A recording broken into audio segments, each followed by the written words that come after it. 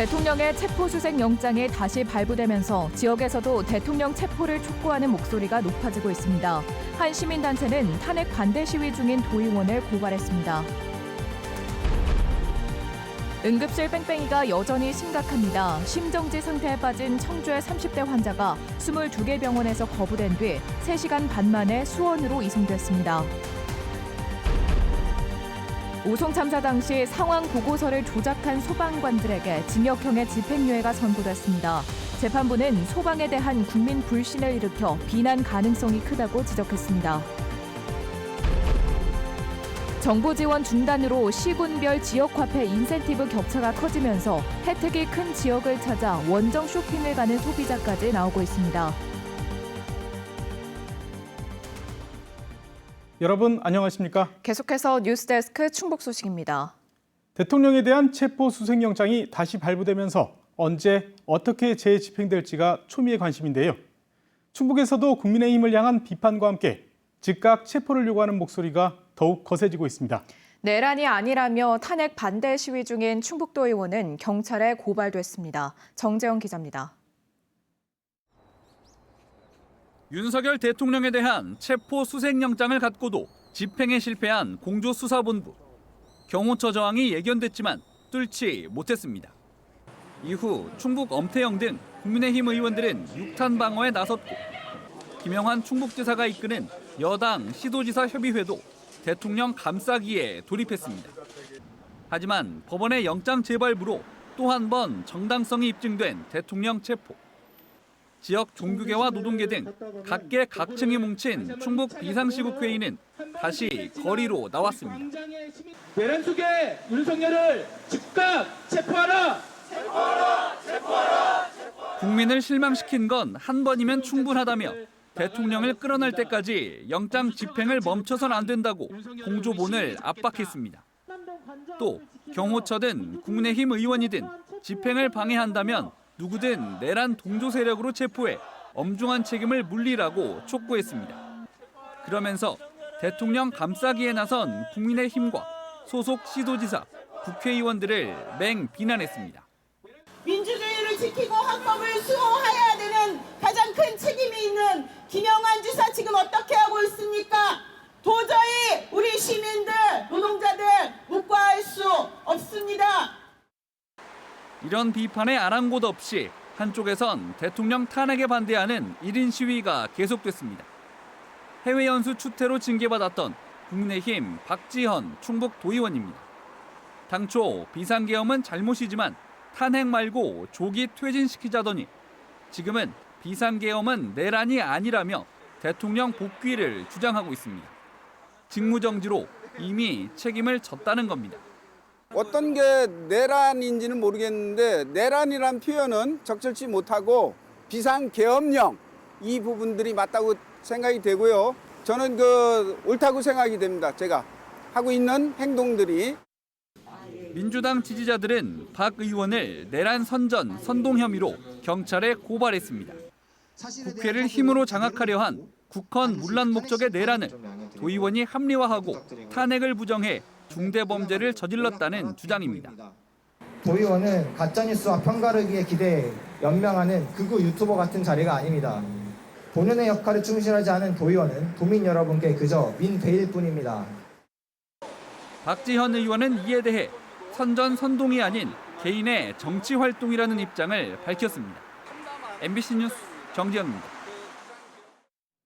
경호처의 윤석열 대통령 체포 저지와 관련해 청주청원 송재봉 국회의원이 대통령 경호법 개정안을 대표 발의했습니다.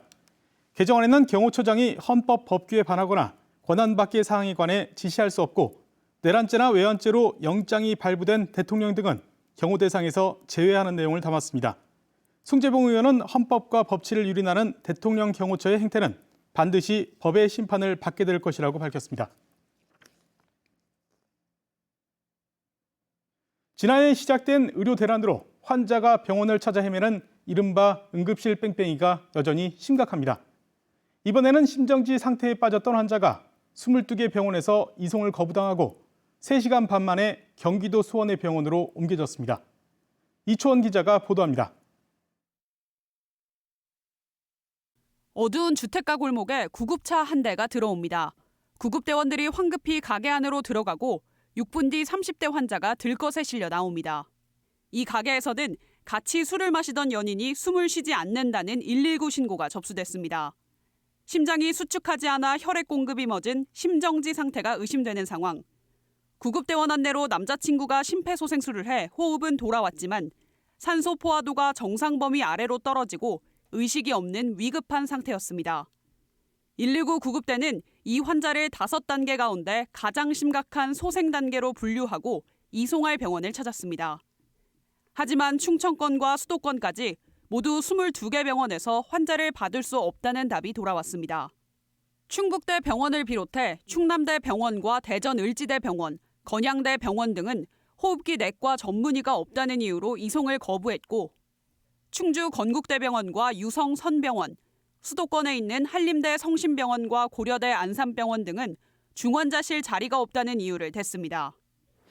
이 여성은 119에 신고하고 병원을 찾지 못해 3시간 30분 동안 구급차에서 거리를 헤맸습니다. 결국 100km 떨어진 경기도 수원의 2차 병원으로 옮겨졌습니다. 의정 활동이 해결된 게 아니기 때문에 여전히 응급실 뺑뺑이는 지금도 진행이 되고 있는 상황이고요. 그래서 이제 병원 선정도 어려워지고 환자의 치료가 늦어지는 게 옆에서 지켜보는 구급대원 입장에서는 너무나 안타깝죠.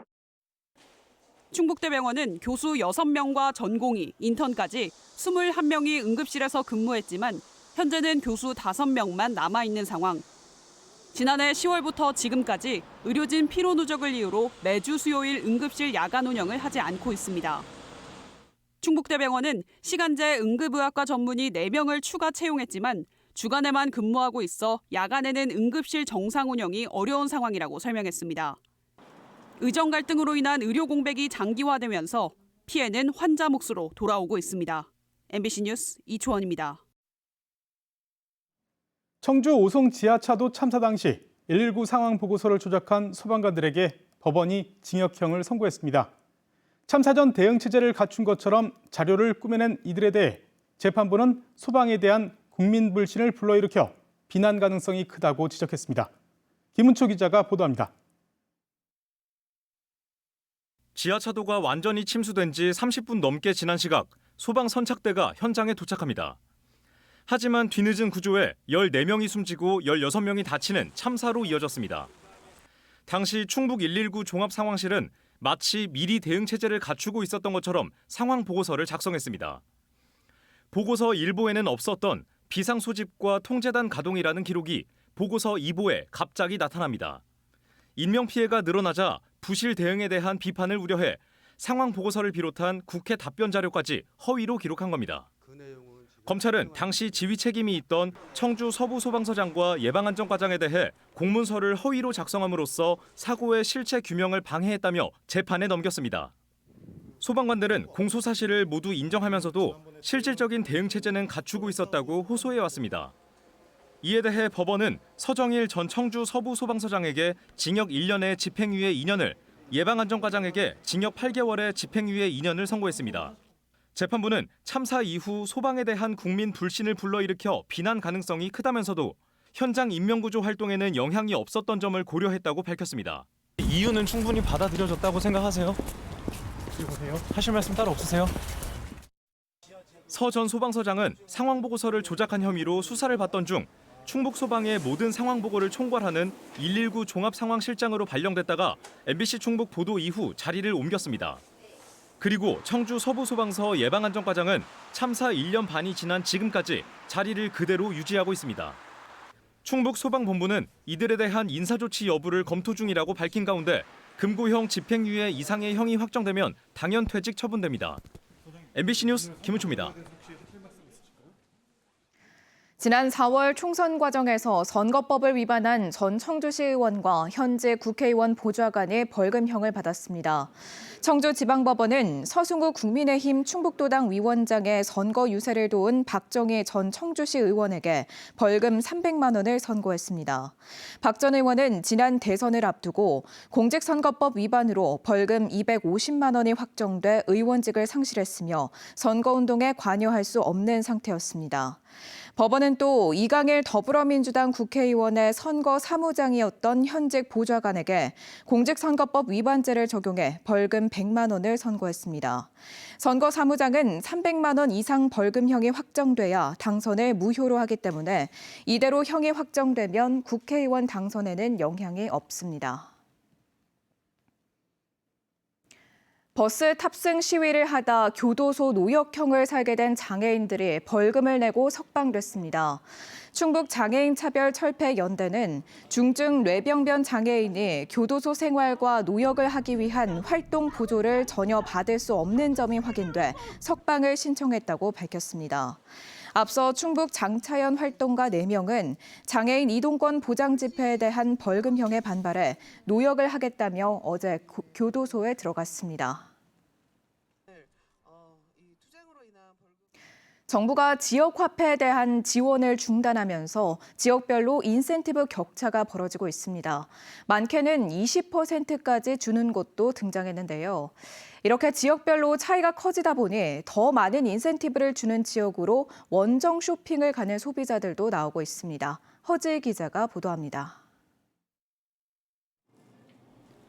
충주의 로컬 푸드 매장, 신선한 지역 농산물을 소포장으로 저렴하게 판매합니다.